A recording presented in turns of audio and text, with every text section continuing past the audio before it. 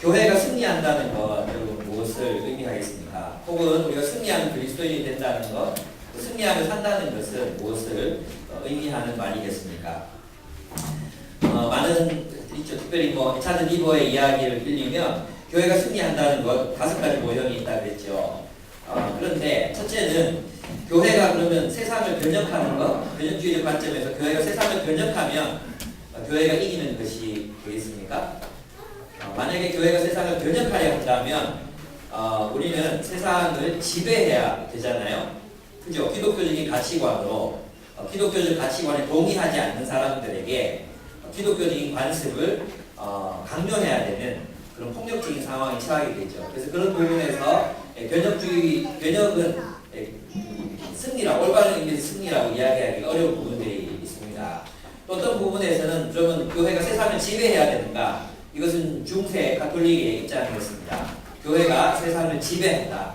그죠? 교회가 모든 행정, 정치, 모든 관료 조직들을 장악하고 그리고 그것을 기독교적 가치관을 따라서 운영한다. 그러면 교회가 승리하는 것인가? 결국 그렇게 해서 수많은 사람들을 화형에 처했던 중세의 역사를 우리는 알고 있습니다.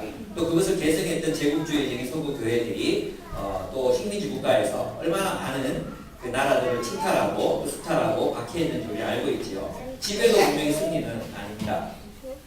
그러면 무엇이 승리입니까? 그리스도인들이 세상의 곳곳에 들어가서 세상 곳곳에 깊은 곳에 들어가서 세상의 원칙에 따라 세상의 주도권을 잡는 것입니까?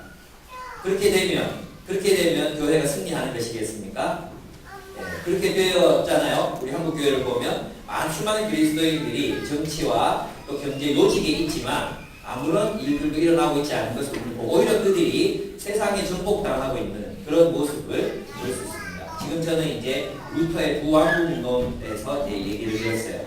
또 한편으로는 이런 이론이 있죠. 교회가 선한 영향력을 세상으로 많이 흘려보내면 세상이 교회를 따라보게 될 것이다 하는 것이죠. 넘침의 모델이라고 하죠. 그래서 교회가 앞서 나가게 되면 교회의 어떤 문화들이 세상을 지배하게 될 것이라고. 그것이 승리입니까? 이 모든 것들은 성경이 말하는 바의 그 승리의 모습을 올바르게 그려주고 있지 못합니다. 무엇이 교회의 승리이겠습니까? 어떤 것이 교회의 승리이겠습니까? 우리 요한을 통해서 그 승리가 어떠한 모습인지를 살펴볼 수 있습니다. 그 당시 요한이 말하는 승리하는 교회 살펴보기 전에 그럼 바울은 왜 요한처럼 말하지 않았을까? 의문점이 생길 수 있습니다. 여러분 별 의문 없을 텐데 저는 의문이 많습니다. 바울은 로마와의 관계를 우호적으로 맺으려고 했어요. 바울은 로마를 극단적으로 반대하지 않았습니다. 왜 그러냐 하면 로마가 교회의 세력이 너무 미미했기 때문에 로마가 알아차리기에는 그 세력이 너무 약했어요. 그래서 바울의 관심사는 사도행전에서 끝까지 로마에게 가서 로마 황제에 가서 복음을 전하려고 하잖아요. 그 바울의 관심사는 로마의 그 복음을 오해할 수도 있는 로마에게 복음을 이런 것이라고 제대로 설명하고 싶었어요. 그래서 로마와의 불필요한 그런 적대 관계를 만들고 싶어 하지 않았습니다. 그런데 이제 갈리듈라 그리고 네로 그리고 도미티안 황제를 거치면서 지금 요한이 교회에 계시록을 쓰고 있는 당시에 도미티안 황제의 극심한 박해가 시작되었던 그런 시점이었어요. 그런데 이 네로로부터 시작된 그 황제 숭배가 1세기에서 크게 달하게 되거든요. 근데 이 네로 황제에서도 점점 발전해서 이제 네로 황제에서 시작해서 도미티안 황제에 가서는 크게 달하게 됩니다. 근데 묘하게도 황제 숭배라는 이 사상이 성장하고 있던 시기가 교회가 성장하고 있었던 시기와 맞물렸어요. 맞물렸기 때문에 황제 숭배와 그리스도 숭배, 이것은 예수님을 숭배하는 이것은 결코 양립할 수 없는 그런 것이었죠. 그래서 도미티안은 아주 그리스도인들을 그렇게 아주 강력하게 박해하게 됩니다. 그러면 그 박해 시기에 기독교가 소수였던 시기에 요한은 교회가 어떻게 승리할 수 있는가? 교회가 승리한다는 것은 결국 무엇인가? 우리는 어떻게 승리할 것인가? 그러한 관점에서 요한계시록을 쓰고 있다는 것입니다. 그래서 당시 초대교회가 직면해야 했던 어려움을 몇 가지 살펴보면 첫째로 그들은 유대인들의 회방을 받았어요. 근데 이건 굉장히 이제 우리가 유념해서 봐야 될 필요가 있는데 유대인들은 지금도 그때도 뭘 장악하고 있었어요? 경제를 장악하고 있어요. 경제. 유대인들을 통하지 않고는 경제가 돌아가지 않는 그러니까 유대인들 어디서나 부자였어요. 그렇기 때문에 유대인들의 회방을 받는다는 것은 유대인들에게 고용되어 있는 많은 그리스도인들이 그들이 그리스도인이기 때문에 직장을 잃어버릴 위험에 처했던 거죠. 그래서 뒷부분에 가보면 실제로 소문화 교회 같은 경우에는 너희의 가난과 환난을 안다고 되어 있어요. 직장을 잃어버린 그리스도인들이 많이 있었다는 것입니다. 그리고 유대인들은 적극적으로 공격했어요. 그리스도인들이 모이는 곳을 공격하고 사람들을 잡아가고 또 모함했습니다. 그래서 이 그리스도인들은 황제를 숭배하지 않습니다. 황제를 섬기는 사람들이 아닙니다. 로마의 질서를 교란하는 사람들이고 반역을 꿈꾸는 사람들입니다. 라는 투서를 황제들에게 보냈습니다. 그러면 그 이야기를 들었던 황제들은 초대교회를 핍박했습니다. 이것이 그들이 가지고 있었던 초대교회의 상황이었어요. 얼마나 어려웠겠어요. 경제적인 어려움이 있었죠. 그 경제적인 어려움과 환란이 이어지고 있었던 것입니다. 뿐만 아니에요. 이 당시에는 지금은 이제 우리는 재벌들이 경제를 장악하고 있지만 이 당시 로마는 길드라는 조직이 이제 로마를 장악하고 있었습니다. 길드 아시죠? 협동조합 형태의 길드가 있었어요. 근데 이 길드들은 특별히 뭐가 있었냐? 이 길드와 결합된 게 황제 숭배였어요.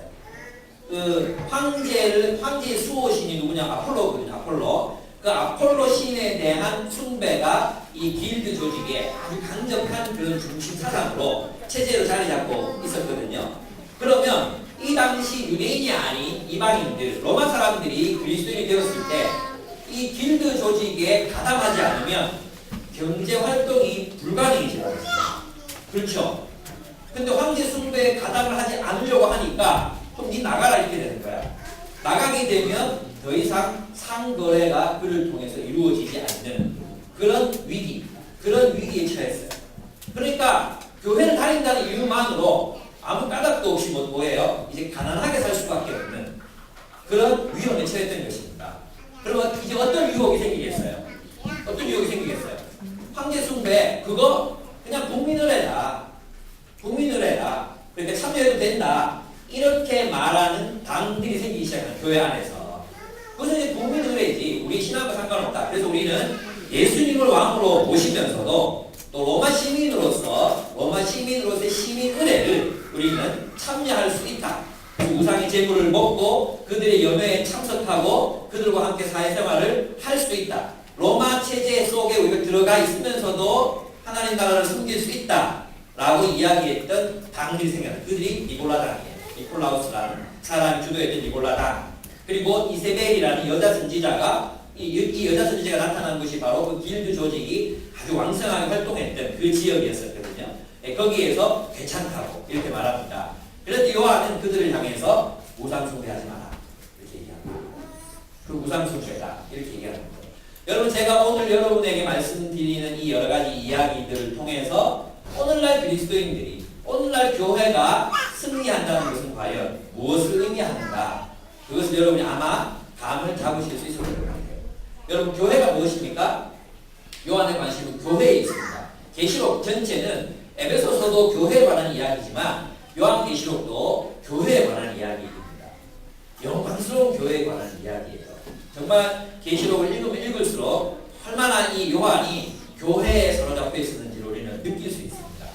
여러분 교회가 무엇입니까? 교회는 세상 제국들의 세상의 지배, 탐욕의 지배, 그 탐욕이 체제를 이루고 그 탐욕이 억압적인 체제를 이루어서 사람들을 억압하고 착취하고 이용하는 제국의 질서, 피를 짓밟고 올라서게 되는 제국의 질서 때문에 사람들이 불행해지잖아요. 그죠? 사람들이 불행해지는 오늘날도 마찬가지 아닙니까? 재벌들의 질서, 또 미국의 질서, 자본주의의 질서, 또 공산주의에는 러시아의 질서, 이러한 질서들이 수많은 사람들을 고통의 늪에 빠뜨리고 있어요. 아프리카 거의 마찬가지예요. 거기도 소수의 권력자들이 자기 자신들의 배만을 채우기 위해서 수많은 민중들의 삶을 수탈하고 또 그들의 인권이나 또 그들의 복지를 전혀 돌보지 않고 살아가고 있죠.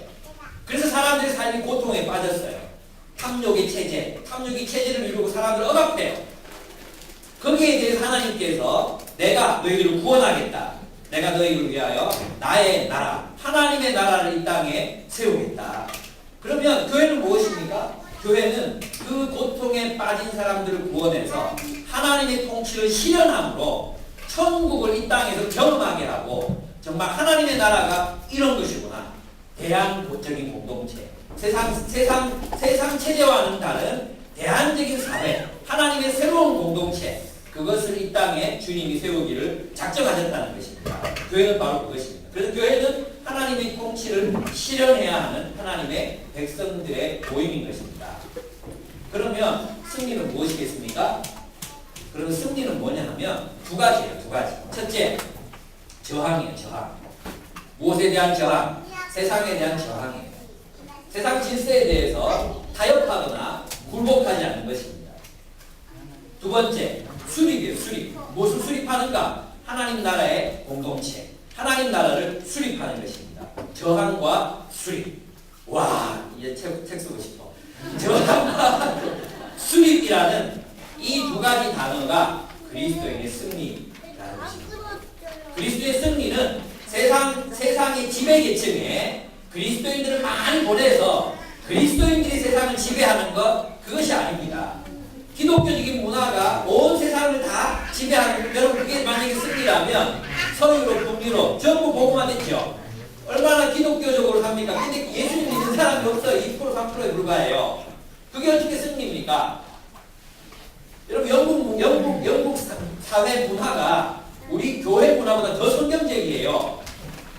아십니까? 덴마크라는 국가가 가진 문화가 우리 교회보다 더 성경적인 문화를 가지고 있어요. 그럼 그게 복음화된 것입니까?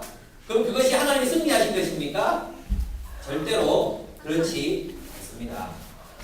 정말 하나님의 승리는 뭐냐 하면 진짜 하나님을 왕으로 모시는 사람들이 그 공동체가 세상의 박해, 유혹, 그리고 수많은 어떤 압박에도 불구하고 교회됨, 예수 그리스도의 몸, 하나님의 백성으로서의 정체성을 잃어버리지 않고 교회됨을 지키는 것, 그것이 승리라는 것입니다. 수많은 사람들이 세상에서 윗대가리가 되고 높은 자리에 올라가서 영향력을 미치는 자리에 올라가려고 했었어요. 올라가 있죠. 그 결과가 무엇입니까? 또 뭐 조창기도회, 한국 기독교의 영향력을 보여주기 위해 조창기도회 당군일의 역사상 5,000명이 모였습니까? 6,000명이 모였습니까? 그런 사람들이 세력을 과시한다고 하는 것이 승리가 아니라는 것입니다. 그들은 결국은 국가와 세상과 타협하고 있습니다. 여러분 있잖아요. 성경에서 엄밀하게 그것을 말하면 우상숭배라고 이야기합니다. 그럼 승리는 교회가 교회다움을 지키지 못한 채 수많은 그리스도인들이 세상의 영향력을 장악하고 문화적인 영향력을 발휘한다고 할지라도 그것이 무슨 의미가 있습니까? 아무 의미 없습니다. 교회가 교회답지 않은 상태에서 아무리 똑똑한 개인이 유능하게 그 자리, 높은 자리에서 영향력, 그리스도에서 영향을 발휘한다 할지라도 그것이 예수 그리스도의 이름을 높이는 일과 어떤 관계가 있습니까? 교회가 교회다움을 잃어버린다면 아무것도 아니라는 것입니다. 그래서 우리는 저항해야 합니다. 무엇에? 세상에. 세상의 가치와 세상의 문화, 그걸 저항하는 것입니다. 요한은 저항을 가르치고 있습니다. 요한계시록만큼 정치적인 책이 없습니다. 요한계시록은 그냥 그런 이런 저 환상 세계 속에 존재하는 그런 계시록이 아닙니다. 요한계시록이야말로 제국에 맞서는 상상력을 우리에게 공급해 주는 책입니다. 요한계시록이야말로 진정한 우리 예수 그리스도의 교회가 정치적으로 어떻게 예수 그리스도를 왕으로 모시는 공동체가 될 수 있는가 하는 것을 가르치는 책입니다. 그래서 저는 요한계시록이 끝날 때쯤에 우리 교회가 승리하는 교회의 모습을 갖추기를 원합니다. 그 기초를 갖추기 원합니다. 물론 세상에는 완전한 교회가 없지요. 완전한 교회 없습니다. 우리 기쁨의 교회 완전합니까? 저를 보세요. 완전합니까? 절대로 완전하지 않습니다. 그런데 우리 요한계시록을 보면 어떤 교회가 승리하는 교회인가? 한마디로 말하면 순수성을 지키는, 순수해지는, 순수함을 지키는. 첫 번째 이제 살펴보도록 하겠습니다. 첫 번째 에베소 교회입니다. 에베소 교회. 제가 이제 세 번역을 읽어볼게요.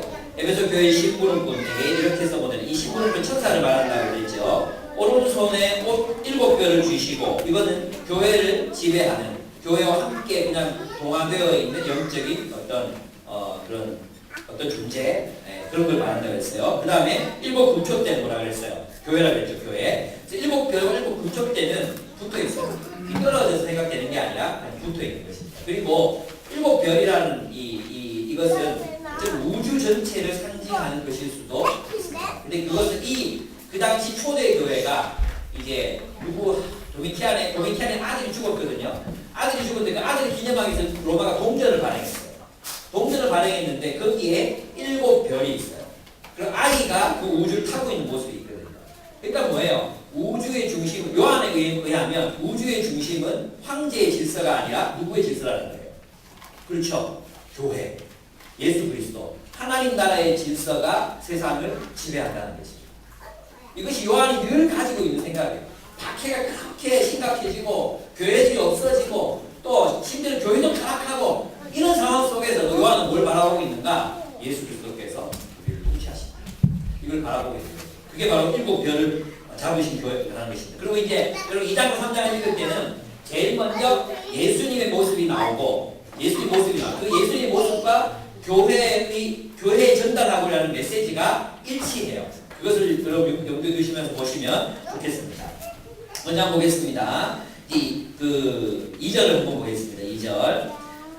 예수님은 에베소 교회가 칭찬을 들을 만하다는 것을 알고 계셨습니다. 그건 뭐냐면, 나는 네가 한 일과 내 수고와 인내를 알고 있다. 또 나는 내가 악한 자들을 참고 내버려 둘 수 없었던 것과 사도가 아니면서 사도라고 지칭하는 자들을 시험하여 그들이 거짓말쟁이임을 밝혀낸 것도 알고 있다.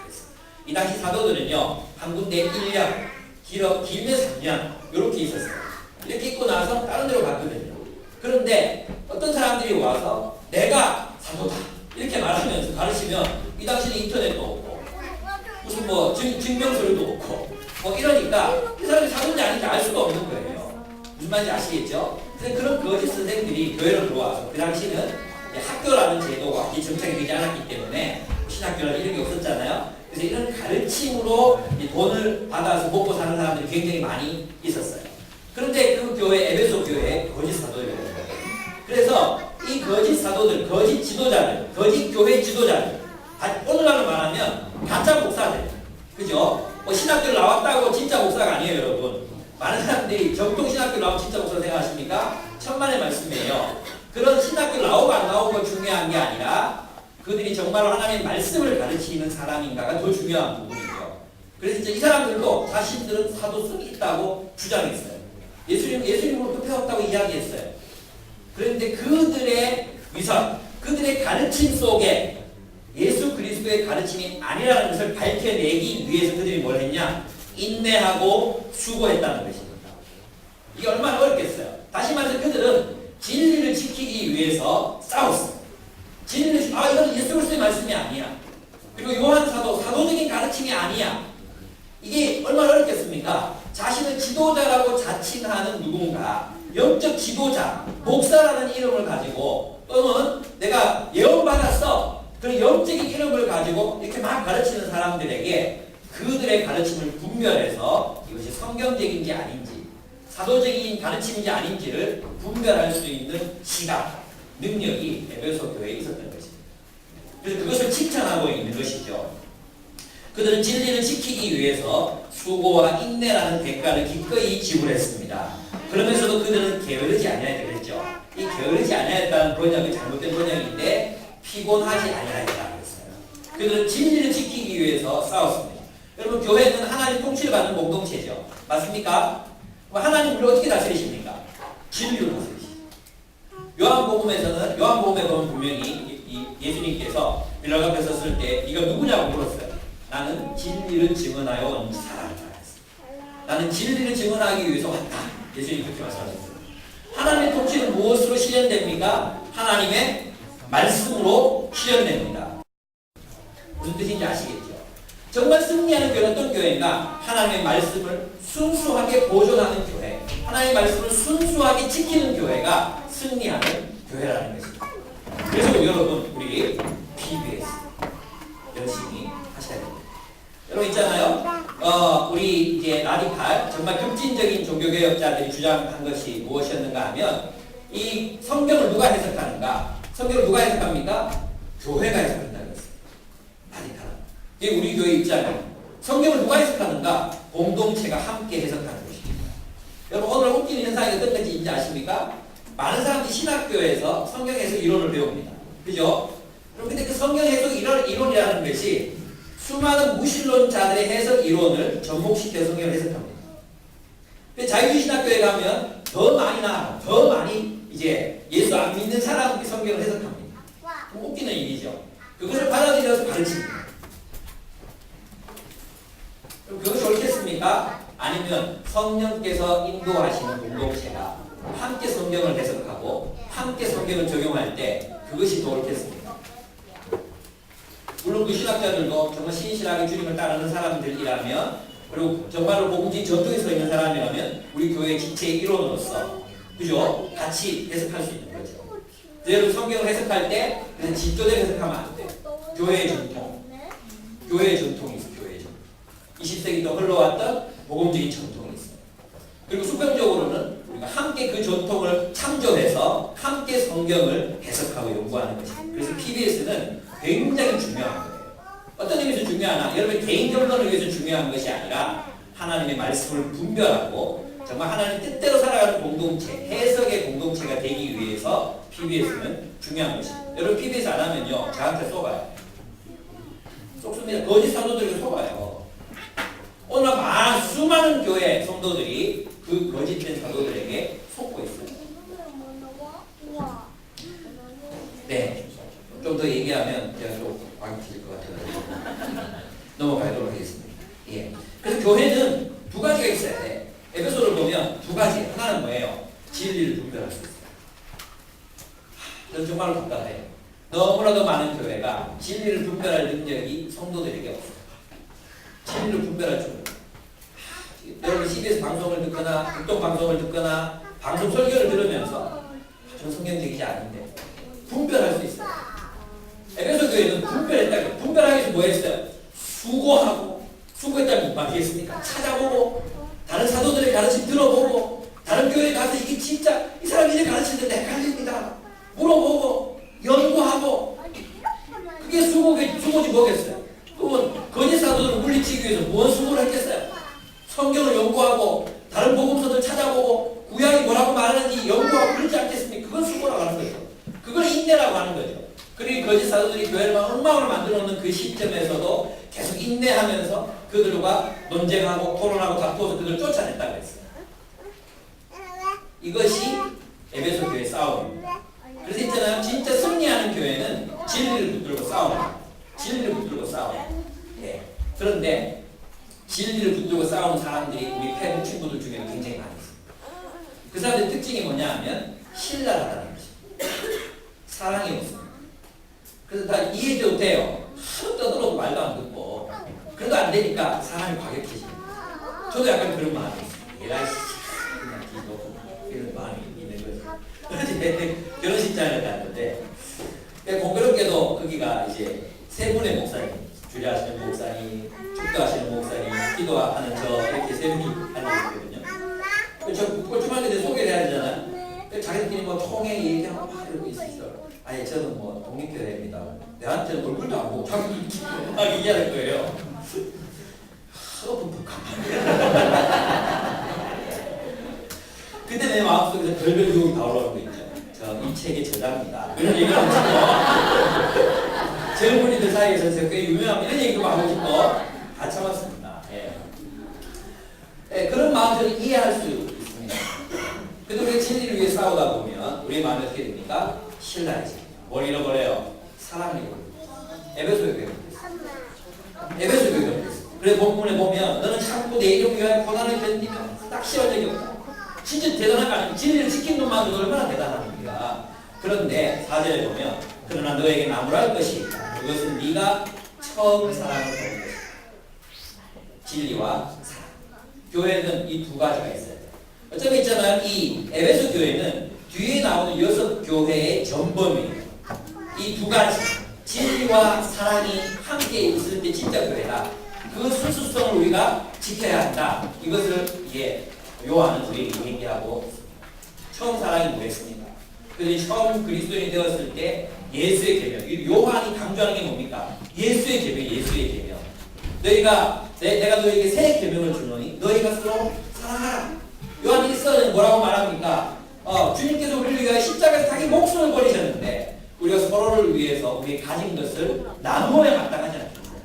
재물이 있으면서도 재물 없는 사람들의 가난함을 보고도 도와줄 마음을 막으면 어찌 그리스도의 사랑이 너희 속에 거할까 보냐?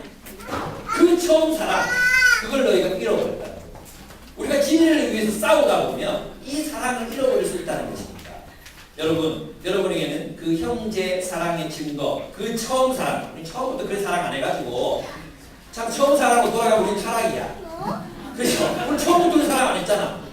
근데 이 요한의 공동체는 처음 사랑했어요. 예수님 알고 정말 이분이 메시아이시구나 깨달았어요. 그리고 그분의 계명을 따라 서로 사랑하기를 힘썼어요. 여러분 이 사랑은 그저 하나님 사랑, 예수님 사랑으로 절대로 치환하지 마세요. 요한의 논리는 절대 그런 적이 없어요.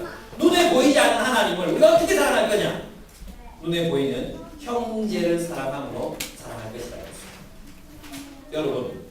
여러분이 이 사랑이 있습니까? 예수님을 만났기 때문에 여러분 구원의 감격을 회복하자. 그게 아니에요.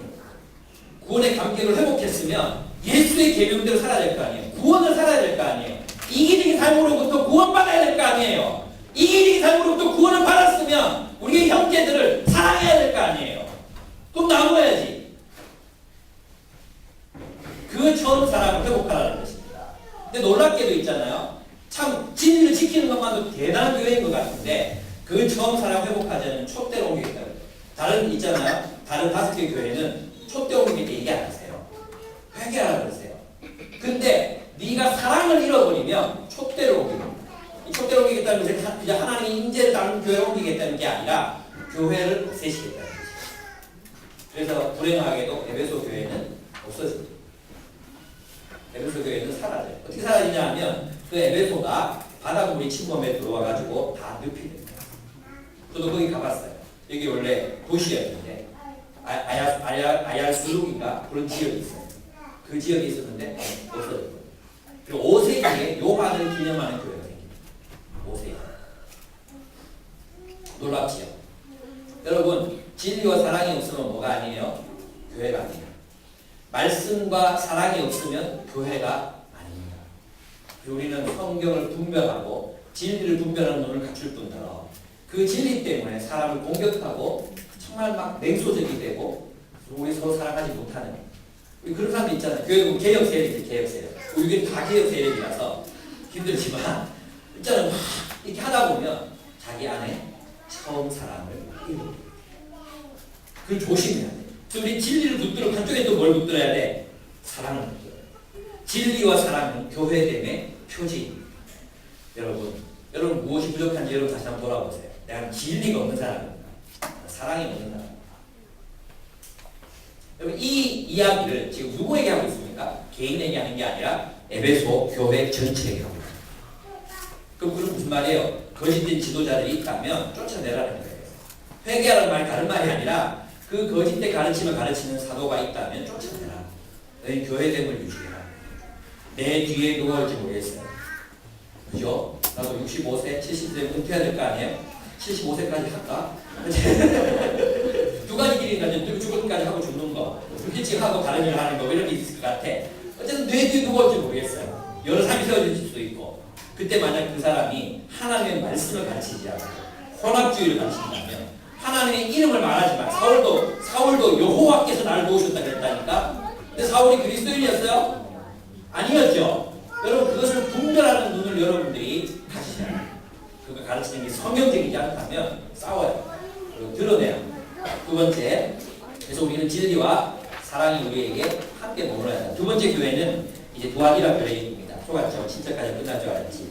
오늘 2장 다 할게요. 2장 18절 두아디라 교회의 신부름꾼에게 이렇게 써보내라. 그 눈이 불꽃 같고 그 말이 못새 같으신 분, 곧 하나님의 아들이 이렇게 말씀하신다. 나는 내 행위와 내 사랑과 믿음과 섬김과 오래 참음을 알고 또 내 나중 행위가 처음 행위보다 더 훌륭하다는 것을 안다.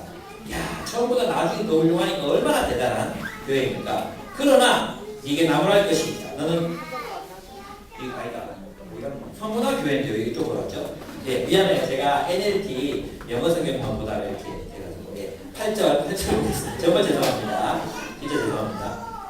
근데 7절 안에는 7절을 보면 이기는 사람에게는 하나님이 나무는 생명나무 열매 주어 먹게 하겠다고 했어요. 이 생명나무가 누구예요? 예수님이죠. 예수님. 그래서 예수 그리스도부터 나오는 생명의 교제, 풍성한 삶, 그것을 너희에게 허락하겠다는 것입니다. 우리에게 비록 고난은 있지만 무엇이 있어요? 풍성한 삶이 우리 생명이 우리에게 허락된다는 것입니다. 이것은 경험해 본 사람만 알지요. 하나님 알지 못하는 사람이 이게 뭔지 몰라요. 정말 하나님 안에 있는 생명의 삶, 그 삶. 그게 진리를 순종하고 사랑을 실천하는 사람들에게 주어질 축복이에요. 여러분, 예수 그리스도의 계명을 따라 사랑하면 이 충만한 삶이 우리에게 임하는 것입니다. 그리고 누군가를 위해서 목적 헌금을 드려보십시오. 여러분, 적어도 일주일 동안 엔돌핀이 여러분의 삶에서 돌아와요. 내가 선한 그 장을 봐도 그 장을 그런 데로 싱글벙글 좋고 막 그래요. 그런 게 한 번도 안 해보셨죠? 지옥 가요. 그런 게 해봐야 돼요, 우리가. 그렇게 살아야 돼요, 우리가. 예. 그게 생명나무라고 했다니까. 왜 우리 삶이 불행해졌어요? 이기적으로 살다가. 탐욕의 노예가 돼서. 그렇게 우리가 불행해졌는데, 왜 아직도 그렇게 살려고 그래? 예. 고치세요. 두 번째, 죄송해요, 제가. 너무 흥분해서. 서머나 교회. 예. 서머나 교회 신부님께 이렇게 써보내라. 있잖아. 이렇게 써보내라. 이 말이 있잖아요. 이 말은 있잖아. 여러분 잘 들으시죠. 이것은 편지가 아니에요. 편지는 이렇게 말. 편지는 서머나 교회에게. 이게 편지예요. 편지. 써보내라. 이것은 뭐냐 하면 선지자들에게 하나님이 하신 말씀이에요. 너희가 이것을 기록하여 그들에게 말하라. 이랬어요. 그래서 그것은 예언이에요. 예언. 오늘 이것을 이제 서신이라고도 있지만 편지는 편지죠. 근데 어떤 종류의 편지냐 하면 단순히 그냥 서신서 이런 의미가 아니라 예언적 서신서라. 예언적. 써보내라. 하나님의 말씀을 대언하는 거죠. 그래서 그 대언의 특징이 뭐예요? 예언의 특징이 뭐예요? 들으면 살고 듣지 않으면 심판인 거죠. 무슨 말인지 아시겠죠? 그렇게 엄중하게 그들에게 써보내라. 이렇게 말씀하고 계십니다. 9절. 나는 네가 당한 환난과 궁핍을 알고 있다. 그런데 사실 너는 부유하다. 또 자칭 유대 사람들이란 자들에게서 네가 비방을 당하고 있는 것도 나는 알고 있다. 그러나 사실 그들은 유대 사람이 아니라 사탄의 무리다. 네가 장차 받을 고난을 두려워하지 말아라. 보아라. 악마가 너희를 시험하여 넘어뜨리려고 너희 가운데서 몇 사람을 감옥에다 집어넣으려고 할 것이다. 너희는 열흘 동안 환난을 당할 것이다. 죽도록 충성하여라. 그리하면 내가 생명이 멸류관을 너희에게 주겠다. 귀가 있는 사람은 성령이 교회들에게 하시는 말씀을 들으라. 이기는 사람은 둘째 사망의 해를 받지 않게 하시겠다. 말씀하십니다. 여러분, 서머나 교회에는 자신을 예수님께서 어떻게 소개하시냐 하면 처음과 나중이며 죽음을 이기고 살아나신 승리하신 왕으로 소개하십니다. 서머나는 지금도 남아있습니다. 터키의 이즈미르라는 지역입니다. 이 서머나 지역은 황제 숭배의 중심지였습니다.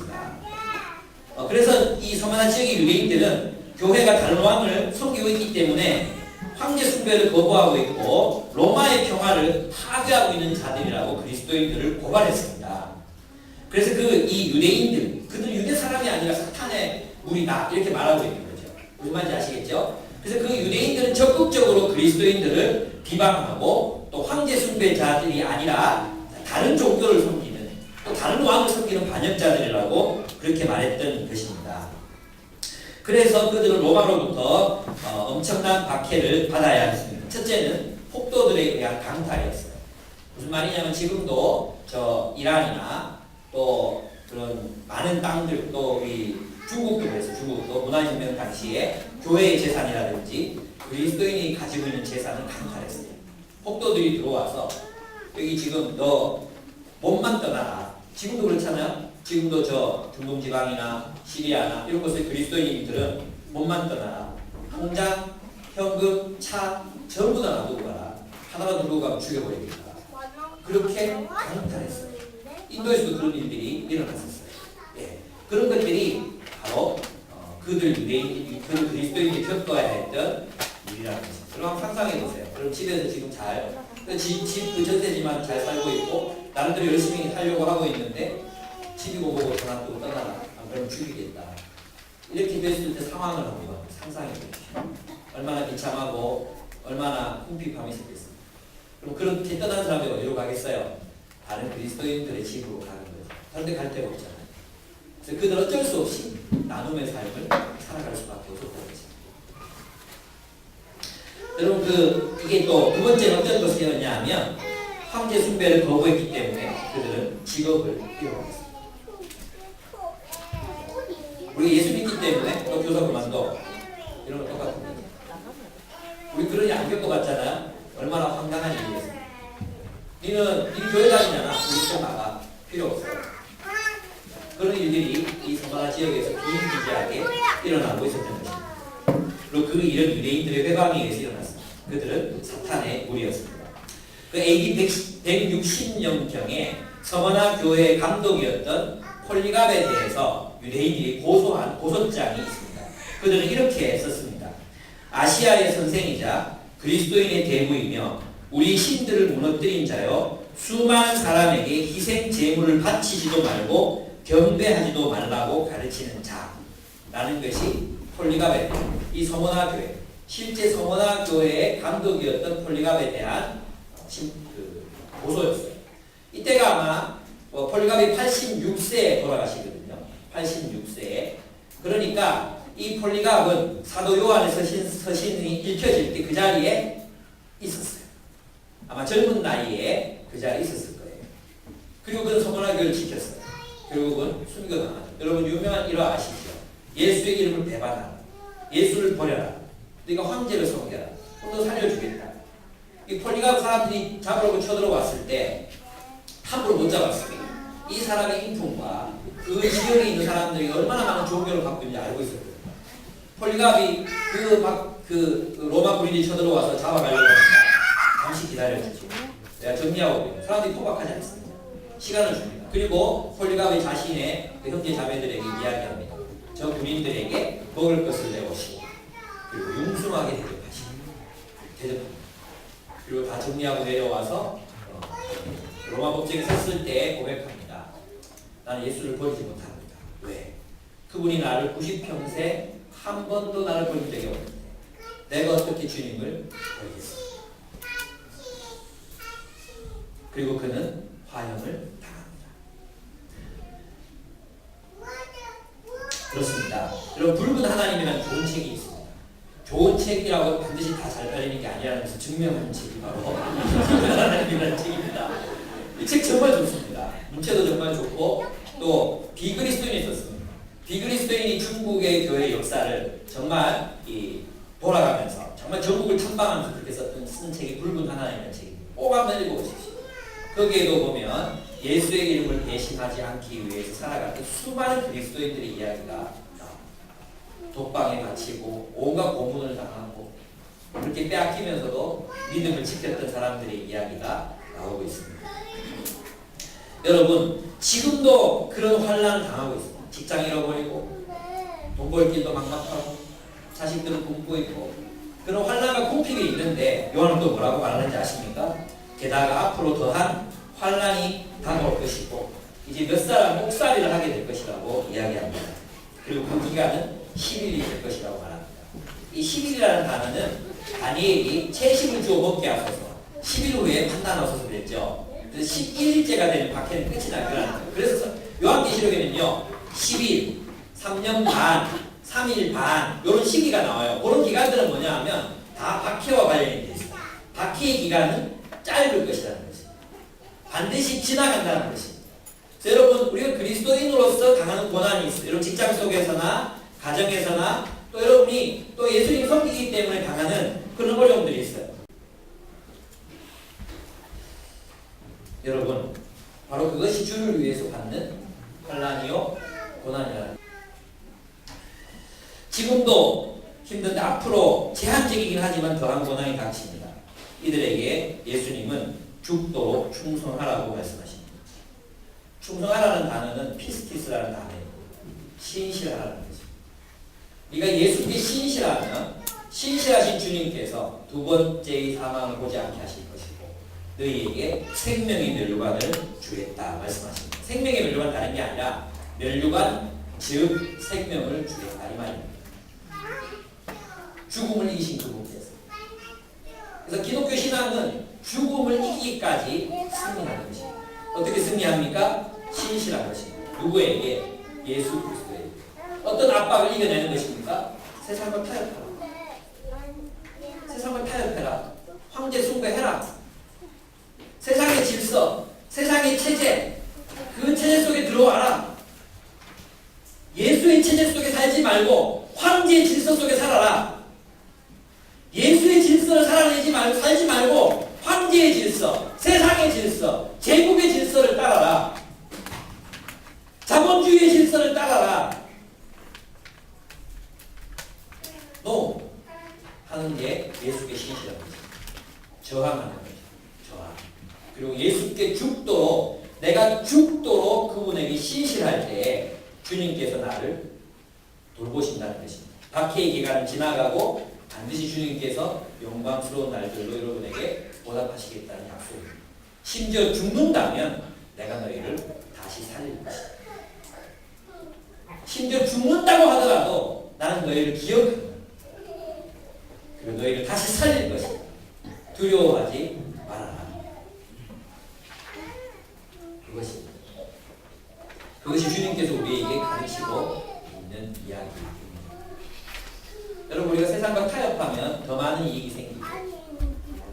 내가 예수 그리스도를 위해서 살아가면 더 많은 고난과 환란이 있을지 모릅니다. 우리 그리스도인은요 돈 보고 직장을 옮기거나 돈을 위해서 다른 지역에 가거나 돈을 위해서 사는 사람들이 아닙니다. 여러분이 만약에 다른 지역을 가거나 뭐 직장을 가거나 그런 한다면 정말 그 동기는 하나님의 나라를 위해서야. 근데 여러분 마음에 깊은 동기를 두다 보면 왜 그런 거 안 해요? 먹고 살기 위해서 어쩔 수 없잖아요. 그게 바로 그들이 직면했던 유혹이었어요. 먹고 살기 위해서 황제 숭배해야 되잖아요. 그런 그들을 향해서 예수님께서 죽도록 신실하라 말씀하는 것입니다. 여러분 각자의 삶에 한번 적용해 보시기 바랍니다. 세 번째, 버가모 교회입니다. 페르가몬이라고 이 터키 지방에 보면 지명 이름이 아직 남아 있습니다. 버가모 교회의 신부름꾼에게 이렇게 써보내라. 날카로운 양날 칼을 가지신 분이 이렇게 말씀하십니다. 나는 네가 어디에 거주하는지를 알고 있다. 그곳은 사탄의 왕자가 있는 곳이다. 그렇지만 너는 내 이름을 굳게 붙잡고 또 내 신실한 증인인 안디바가 너희 곁 곧 사탄이 살고 있는 그곳에서 죽임을 당할 때에도 나를 믿는 믿음을 저버리지 않았다. 그러나 나는 네게 몇 가지 나눠낼 것이 있다. 너희 가운데는 발람의 가르침을 따르는 자들이 있다. 발람은 발락을 시켜서 이스라엘 자손 앞에 올무를 놓게 하고 우상의 제물을 먹게 하고 음란한 일을 하게 한 자다. 이와 같이 네게도 니골라 당의 가르침을 따르는 자들이 있다. 그러니 회개하여라. 만일 회개하지 않으면 내가 속히 너에게로 가서 내 입에서 나온 칼을 가지고 그들과 싸우겠다. 귀가 있는 사람은 성령이 교회들에게 하신 말씀을 들어라. 이기는 사람에게는 내가 강추 얻은 만나를 주겠고 흰 돌도 주겠다. 그 돌에는 새 이름이 적혀 있는데 그 돌을 받는 사람밖에는 아무도 그것을 알지 못한다. 그랬습니다.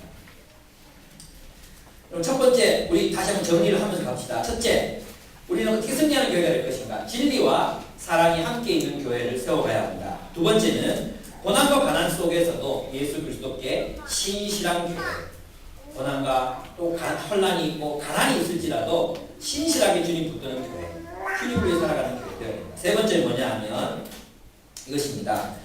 세 번째는 세상에 굴복하지 않는 순수한 교회라는 것입니다. 이 버가모는 제우스 신전이 있었던 장소였습니다. 그리고 당시 우상 숭배는 사회 체제의 중심이었어요. 그냥 제성식 차려놓고 절하는 정도가 아니라 그냥 그 사회를 지배하는 체제였습니다. 발람 이야기가 나오죠. 발람은 누구였냐면 모압 왕과 짜요. 모압 왕과 짜서 모압 여인들에게 이스라엘 남자들을 유혹하라고 그리고 잠자리를 같이 하고 그 남자들 데리고 가서 바알 신에게 제사를 드리게 했던 사람이 발람이라는 자였어요. 이 발람은 이스라엘의 선지자예요. 하나님은 발람에게 이스라엘을 저주하라 했어요. 그랬는데 그러게 저주하지 않고 그렇게 예언을 바꿉니다. 바꾸고 나서 어떻게 합니까?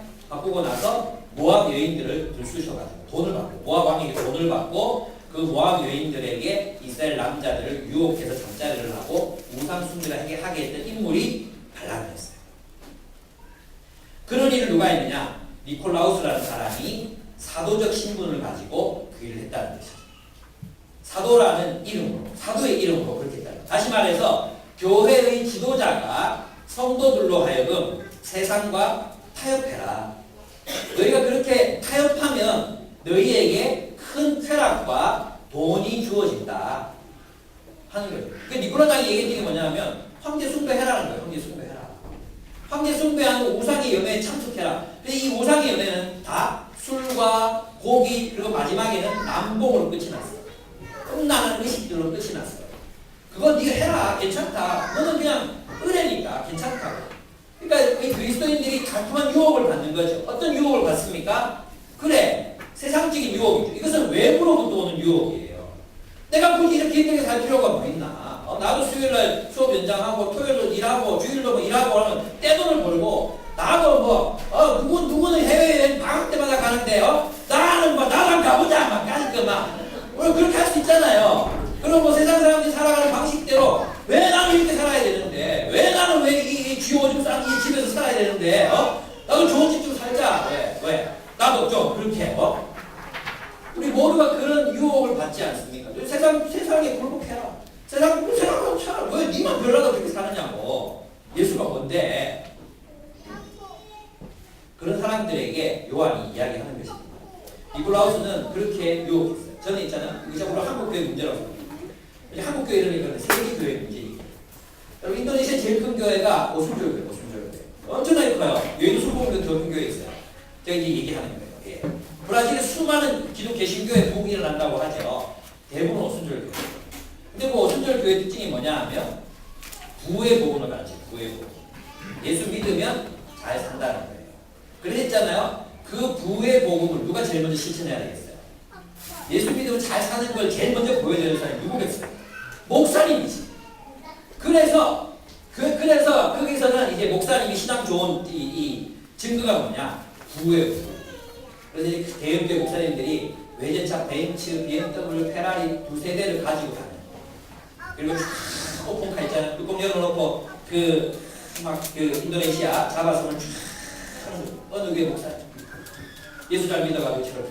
우리도 예수 잘 믿어가지고 걔들이랑 저기다. 와, 우리 예수 잘 믿자. 이렇게. 그게 뭐예요? 니콜라당입니다. 여러분 분별해요. 예수님 믿으면 어떤 일이 있습니까? 고난을 당합니다. 고난 가운데 생명을 누립니다. 그것이 그리스도인의 삶입니다. 예수 잘 믿는다고 해서 구가 우리에게 약속되거나 또 신앙 좋은 사람은 큰 차 타고 다닌다거나 그런 일은 성경의 요한에 대한 약속된 바가 전혀 없습니다. 예수님 뭘 주신다고 약속하십니까? 돌 줘요. 돌. 17절에 보면 흰 돌도 주겠다. 돌. 우리 며느리 좋아하는 돌. 흰 돌을 주겠다. 이 돌이 뭔지 아십니까? 이 돌은 입장권입니다. 입장권. 어떤 입장권이냐 하면 연회에 들어가기 위해서 받는 입장권. 무슨 말인지 아시겠죠? 그래서 이거는 뭐냐 하면 세상의 축제에 가담하지 않은 너희에게 제국이 벌려놓은 잔치에 참여하지 않은 너희에게 뭐 주겠다는 거예요? 천국 잔치를 너희에게 베풀겠다는 거예요. 죽어서가 아니라 지금 이 땅에서 천국의 기쁨, 하나님의 통치를 사는 즐거움, 그 연회, 그 잔치의 즐거움을 하나님이 우리에게 허락하시겠다는 거죠. 이것은 누려본 사람들이 알지. 이게 무엇인지 알지. 그게 바로 우리에게 주어진 그렇습니다. 오늘날 제국의 가치관을 받아들인 교회의 성과 성도들의 모습이 있습니다. 진리도 잃어버렸고요. 정말 있잖아요. 정말 하나님의 말씀을 연구하고 묵상하며 살아가는 그리스도인이 몇 명이나 되겠습니까? 참 소수입니다. 여러분 제가 있잖아요. 이번에 이제 베스트셀러를 제가 내면서 느낀 게 있어요. 그래서 베스트셀러 그러면 4,900 수시간 살아나갈 줄 알았거든요. 그죠? 베스트셀러 목록에 오른 책들은 일주일에 10몇 권 이렇게 달려요. 진짜 좋은 책들 초판은 2,000 2,000부를 찍는데 2,000부도 다 안 나가요. 그럼 한국 교회에 2,000명도 책을 안 읽는다는 얘기예요. 그 중에 200명 우리 교회 1,800명이 책을 안 읽어. 이게 말이 됩니까 이게? 그러니까 얼마나 우리 한국교회 수준이 얼마나 낮은지 보여주는 거죠. 무슨 말인지 아시겠죠? 진리도 없고요. 또 뭐도 없어요. 사랑도 없어요. 제가 얘기했죠. 어떻게 가난한 성도들이 그렇게 있는데 그렇게 외제차 고급차를 타고 과시하듯이 교회를 올 수 있냐고. 정말 진짜 진정한 그리스도인은 미안해야 되거든요. 미안해야 돼요. 안 그렇습니까? 사랑하라고 그랬는데 가난한 성도들이 있는데. 그래서 우리는 회복해야 돼요. 정말 오늘날 우리 한국교회 이 계시록의 말씀이 필요합니다. 그렇습니다. 근데 놀라운 건 뭐냐면 이런 배교가 어떤 교회에서 일어나느냐? 순교자를 배출한 교회에서 일어납니다. 이게 얼마나 여러분 대단한 일입니까? 여러분 우리 중에 누가 순교할 수? 나는 안 할 거예요. 여러분 뭐 더건이 정도는 할 수 있을까? 더건이 뭘 모르겠지. 또 누가 할 수 있을까? 하여튼 우리 중에 누가 뭐 순교할 수 있는 사람 있을까? 저는 안 할 거예요. 그런데 순교자가 나타났다는 게 얼마나 대단한 일입니까? 그런데 그 교회에 수많은 구성원들이 뭐 했어요? 배교입니다. 어떤 유혹? 세상의 유혹. 세상이 주는 달콤한 유혹에 들어갔어요. 세상을 타협해라. 편안하게 주님 섬길 수 있다 이거예요. 세상에 굴복해라. 세상의 가치관을 굴복해. 로마 제국을 타협해라. 그럼 너 편안하게 살아갈 수 있다. 오늘날로 말하면 뭐겠어요? 시장의 원리, 시장 윤리, 시장의 원리에 굴복해라. 돈 많은 사람 잘 살고 돈 없는 사람 불행하다. 그 논리. 그러니까 너희도 새빠르게 돈 벌어서 너를 위해 살아라. 네가 번 거지. 그걸 왜 난 나눠줘? 네 거야. 네가 누려. 하고 싶은 대로 살아. 그거에 굴복하는 게 니볼라 당에 굴복한다는 거예요. 우리의 삶이 얼마나 많이 달라져야 되는지 이런 일이 순교자를 배출한 교회에서 발생했다는 것을 우리는 기억해야 합니다. 주님은 회개하라고 명령하십니다. 무슨 뜻이겠습니까? 그런 사람들에게 말씀을 가르쳐. 그래서 오늘 본문에 보면 뭐라고 했어요? 입에서 검이 나옵니다. 검을 주신, 말씀을 주신 분께 우리에게 말씀하시는 거예요. 싸워라! 검으로 그들을 찔러주는 게 아니라 이런 말이 아니라 그들에게 말씀을 가르쳐라. 하나님의 말씀으로 싸워라. 그리고 말씀이 뭐라고 말하는지를 그들에게 정말로 가르쳐라. 그래서 승리해라. 이게 회개의 기능입니다. 교회를 향해서 회개하라고 교회를 향해서. 그러면 이 교회가 우리 자꾸 생각해. 그 사람은 그렇게 살 수 있죠. 뭐. 저 사람은 그렇게 살 수 있죠. 뭐. 그 외제차 타고 가고 오시는 장로님 자기를 뭐 그런 사람이 있을 수도 있죠. 뭐. 그게 아닌 거예요. 그런 사람들에게 교회를 향해서 회개하라 말씀하시는 거예요. 그런 사람이 말씀을 가르치고 회개하라고 가르치고 그리고 교회를 순수하게 지켜라. 주님 우리에게 그렇게 가르칩니다. 우리 가운데는 아무도 니골라 당하지 마. 그게 그 사람의 책임이 아닌 거예요. 우리 교회의 책임인 것입니다. 그래서 내가 불 지른다고 여러 번 말씀드렸는데 함께 불 지르시대요. 같이 옮겨봐. 진짜 아니죠. 진짜 불 지르면 안 된다고 했어요. 그건 예수님 방법이 아니에요. 진짜 불 지르면 안 되고 이기는 자에게 감추어둔 만나 하나님이 공급하십니다. 그죠? 얼마나 어렵겠어요. 근데 하나님이 공급하시는 그것으로 저희가 먹고 산다는 거예요. 하나님 나라 선택해라. 그럼 어떻게 된다고? 하나님이 너에게 만나를 주십니다. 이 비밀이죠, 비밀. 정말 비밀이에요. 저와 저의 아내와 우리 가족이 살아온 거 이 비밀이에요. 어떻게 이렇게 풍요롭게 살았지? 어떻게 이렇게 행복하게 살았지? 우리 애들이 있잖아. 차 타고 가다가 뒤에서 지들끼리 막 얘기해요. 우리 왜 이렇게 행복하지? 막 이렇게 얘기해. 새끼들 있지. 왜 이렇게 행복하지? 그치, 우리 왜 이렇게 행복한지 모르겠어. 이렇게 막 얘기해요. 그게 제가 살아온 삶이에요. 나에게 뭐가 있어? 그게 만나요, 만나. 내가 주님을 위해 선택하고 모든 걸 다 버린다고 생각했는데 주님이 감추어둔 만나를 주시고 주님의 잔치, 주님이 벌려주시는 그 잔치에 참여케 하신 거예요. 그것이 우리의 비밀입니다. 주님이 그런 분이십니다. 마지막으로 두아디아 교회가 있습니다. 두아디아 교회는 버가모 교회와 달리 그 유혹이 내부로부터 왔습니다. 그 유혹은 교회 안에 있는 이세벨이라는 여자를 통해서 왔습니다. 그는 스스로를 선지자, 예언자라고 자처했습니다. 여러분 앞으로 우리 교회도 이 예언자 조심해야 됩니다. 특별히 여선지자들 조심해요. 예언받았다고 말하는 여선지자들 조심해요. 예. 있잖아요. 사람이 그럴 수 있어요. 우리 한국에 그런 일이 있었죠. 얼마 전에 보호가 상황에 실렸어요. 어떤 일이 있었냐면 이분이 예언을 하는 거예요. 우리 그런 쪽에 있잖아요. 그런 쪽 예언자들. 그래서 하나님이 저 자매에게 가서 10만 원 주라고 하십니다. 처음엔 너무 감사하잖아요. 또 하나님이 저 형제에 가서 하나님 너는 참 사랑하시고 포기하지 않으신다고 말합니다. 이러니까 이럴 때가 막 그 말도 막 우는 거예요. 그래서 대단한 사람이구나. 이 사람하고 친하게 지냈어요. 여성도 친하게 지냈어요. 근데 이제 주변 가족 생각하고 나중에 점점 되니까 어떻게 되냐면 하나님이 너보고 저 권사님 뺨을 때리라고 하시더라고요. 왜 때려요? 하나님 정신 차리는 거예요. 가서 때려요. 그래가지고 이제는 어떨 때는 그 권사님이 이 자매님 때리고 이 자매가 그 권사님 때리고 이렇게 놀았대요. 거기까지는 하면 내가 죄가 많아서 그런가 보다 이해했대요. 조금 도가 지나시니까 집을 바꾸래요. 집. 그래서 강남에 있는 아파트는 자기 주고 그 다음에 저 강북에 있는 아파트는 또 누가 들어가 살고 집을 바꿔요. 그래서 일곱 명이 몇 사람이 따랐는데 집을 바꿔요. 제일 나중에 갖고는 뭔지 아십니까? 하나님이 저보고 저 남자하고 잘합니다. 근데 거기 가서 깨달아요. 그 전에 깨달아야 되는데 이게 아니구나. 그때 가서 깨달은 거예요. 집 딱 뺏기고 다 뺏기고. 그래서 있잖아요. 예언한다고 하는 사람은 조심해요. 여러분 우리의 예언은 어디에 다 완성되어 있어요? 하나님 말씀에 다 완성되어 있어요. 대언적 예언이 있을 수 있어요. 그건 뭐냐 하면 하나님의 말씀을 가지고 여러분의 삶에 비추어서 말씀이 이렇게 말하는데 넌 그러면 안 돼. 이건 괜찮아요. 근데 있잖아요. 이 말씀을 비추어서 우리의 삶에 비추는 게 아니라 하나님이 너 그렇게 하라고 하셔. 너 지금 성교 가라고 하시나. 있잖아요. 대부분 예언 기도가도 90%가 다 목회자예요. 왜 그런지 모르겠어요. 다 90%가 목회자 하라고. 성교 하라고 그런다. 여러분 그거 속지 마세요. 그런데 실제로 이런 사람이 나타나면요. 거부하기가 어려워요. 왜? 다 맞추거든요. 내가 어제 뭐 했는지 알거든요. 그럼 잘못하다가 내가 어떻게 되는 거 아닌가? 그럴 수 있어요. 그럴 때 조심하세요. 그래서 하나님께서 이세벨에게 회개의 기회를 주셨습니다. 주셨지만 그녀는 듣지 않습니다. 여러분 이 이세벨이 했던 가르침은 뭐냐 하면 너희가 그 길드에 가입하라는 거예요.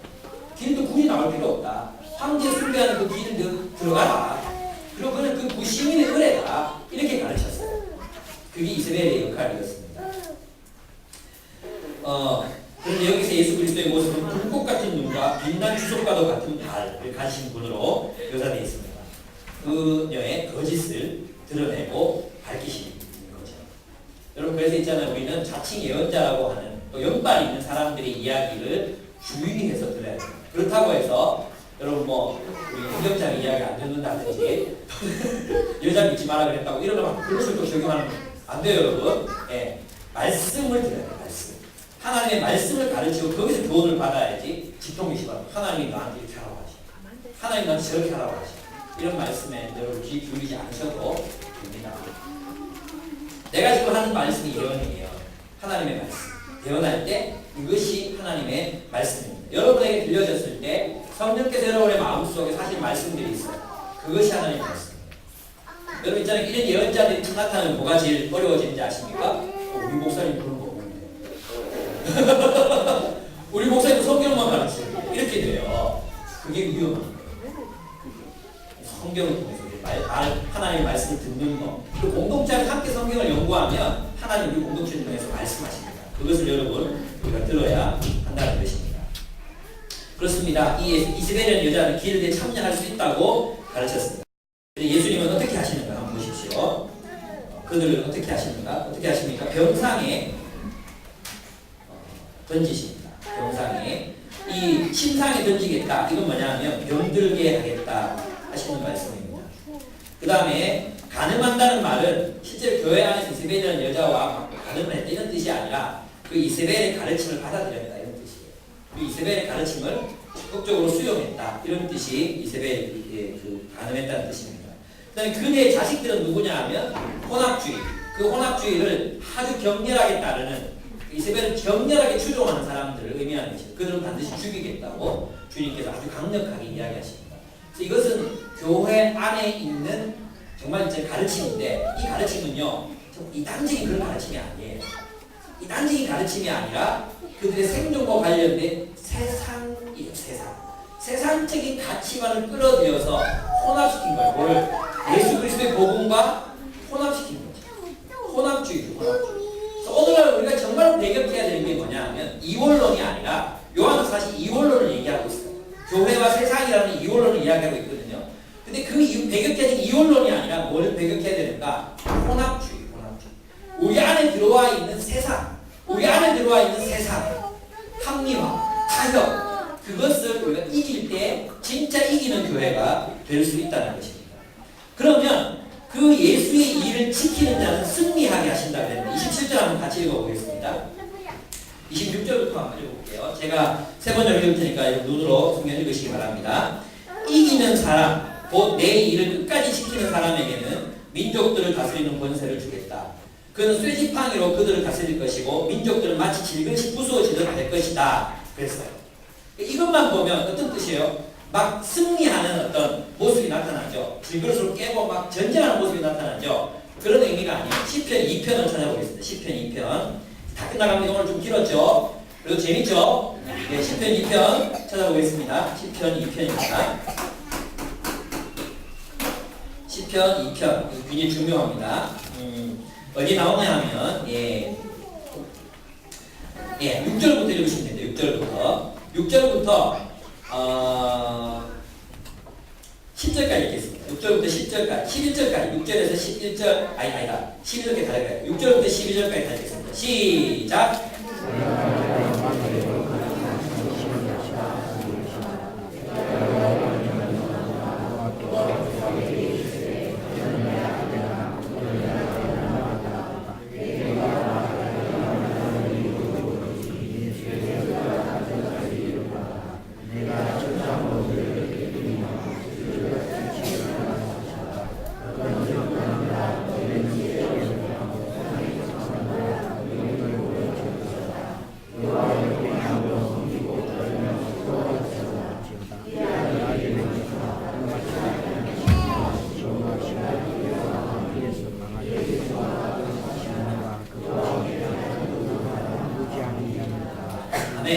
하나님께서 메시아를 왕으로 세우셨죠. 그죠? 이미 왕이 되셨죠. 그러면 지금 뭘 얘기하고 있습니까? 너희는 그 왕에게 경배하라는 거죠. 맞습니까? 그러면 여기서 예수님이 승리하신다는 것은 무슨 뜻이겠어요? 모든 민족들 가운데 모든 민족과 열방들 속에서 예수님을 왕으로 섬기는 사람들이 나오게 되는 것을 의미하는 것입니다. 그러니까 선교죠, 선교. 그래서 철장으로 다스리는 권세는 그냥 승리하는 권세. 어떤 승리의 권세인가? 복음이 승리하는 권세입니다. 선교적인 삶. 우리 그리스도인들의 선교, 예수의 일을 끝까지 붙잡아라. 그게 뭐냐? 복음을 끝까지 지켜라. 복음을 지키는 공동체가 되라. 순수한 교회가 되라. 그렇게 될 때 너희는 어떻게 되는가? 바로 모든 민족들이 하나님께로 돌아오게 하라. 예수 그리스도를 왕으로 섬기는 그런 승리를 너희가 경험하게 될 것이라는 것입니다. 그래서 이 예수께서 우리에게 주신 첫장 권세는 다른 게 아니라 선교적 삶이 가능하게 하는 승리의 삶을 의미하는 것입니다. 아멘? 그러니까 여러분 우리에게 뭐가 있어요? 우리가 예수의 일을 끝까지 지켜야 돼. 세상을 타협하지 말고 또 우리 안에서 우리를 합리화시키는 신학들이 있어요. 자기개발의 신학들, 그죠? 자기개발의 신학들, 성공의 심리학들, 이런 것들, 그런 것들로 우리가 타협하지 말고 복음을 지켜라. 그 복음을 지키는 공동체가 예수의 일을 지키는 공동체가 될 때 우리 교회는 승리한다는 것입니다. 세상을 향해서 이긴다는 것입니다. 수많은 민족과 열방들 속에서 수많은 사람들이 예수 그리스도께로 와서 그들의 머리를 조아리고 우리는 왕노릇 하게 된다는 것입니다. 왕노릇이라는 것이 사람을 지배하고 다스리고 신천지 그렇게 가르치죠. 14만 4천 되면 그 14만 4천이 다 왕이 되죠. 세상의 왕이 돼서 사람들을 자기 마음대로 부리고 이렇게 한다고 가르쳐요. 그거 완전 개뻥이에요. 왜냐하면 성경에서 말하는 이 왕노릇이라는 것은 에덴 동산에서 아담이 누렸던 왕노릇을 의미하는 거예요. 그것은 뭐냐? 세상에 대한 주제권. 우리가 예수 그리스도의 왕권에 굴복하기 때문에 예수 그리스도 안에서 더 이상 세상의 노예가 아니라 하나님 안에서 하나님 나라의 백성으로서 예수 그리스도의 통치에 순종하며 굴복하며 살아가는 삶을 왕노릇이라고 표현합니다. 세상에 굴복하는 게 아니라 하나님의 통치에 순종하는 삶, 그게 성경이 말하는 왕노릇이에요.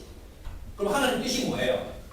내 이웃을, 내 형제를 네 몸과 같이 사랑하라. 십자가 지라. 내 형제에 위해서 용서하고 십자가를 지라. 이게 승리예요. 그래서 예수 그리스도의 복음을 지키라 이 말이 뭐겠어요? 그러면 네가 승리한다, 왕노릇한다 이게 뭐겠어요? 우리가 십자가의 삶을 살아가게 될 때 그 삶 자체가 왕노릇이라는 것입니다. 탐욕의 노예가 되지 않고 제국의 노예가 되지 않고 오직 진리를 따라서 살아가는 삶을 살아가게 되는 것. 그것이 우리가 누리게 될 왕노릇입니다. 아멘? 그것이 우리가 살아가야 될 선교적인 삶인 것입니다. 결론을 맺겠습니다. 결국 교회의 승리는 제국에 대한 저항과 수립입니다. 승리는 세상에 대해 저항하는 하나님 나라의 공동체를 수립하고 결코 세상에 굴복하지 않는 것입니다. 세상과 타협하는 교회를 만들지 않는 것입니다. 교회의 순수성을 지키는 것입니다. 세상에 속한 사람들을 사로잡아 하나님 나라의 백성으로 삼고 제국의 질서가 아닌 하나님의 질서를 따라 살아가는 공동체를 수립하고 건설하는 것, 그것이 승리입니다. 우리는 이러한 교회를 신약적인 용어로 선교적 교회라고 부릅니다. 여러분 생각해 보십시오. 우리가 세상의 일부가 되거나 세상과 타협하거나 교회 안에 세상이 가득한데 우리가 어떻게 세상을 이길 수 있겠습니까? 진짜 승리는 우리의 교회됨이라는 것입니다. 순수한 진리를 지키고 순수한 하나님의 사랑, 그 처음 사랑을 지켜내고 우리 안에 침범해 들어오는 세상의 유혹으로부터 우리를 지키고 또 우리 안에서 우리의 신앙을 정당화해서 우리의 탐욕을 정당화하는 그 자본주의적 신학들을 던져버리는 것. 그래서 순수한 예수 그리스도의 공동체가 되어서 그분의 진리에 순종하고 그분의 계명을 따라 서로 사랑하는 다른 제국, 예수 그리스도의 나라를 이 땅에 수립하고 세상 제국에 대해 저항하며 굴복하지 않는 것. 그것이 우리의 승리인 것입니다. 여러분, 우리 이기는 교회가 됩시다. 우리 안에 있는 세상을 몰아내시다. 그리고 정말로 주님이 원하시는 승리하는 교회 이 땅에서 세워가시다. 아멘. 주께서 그런 권세를 우리에게 주시겠다고 약속하셨습니다. 함께 기도하겠습니다.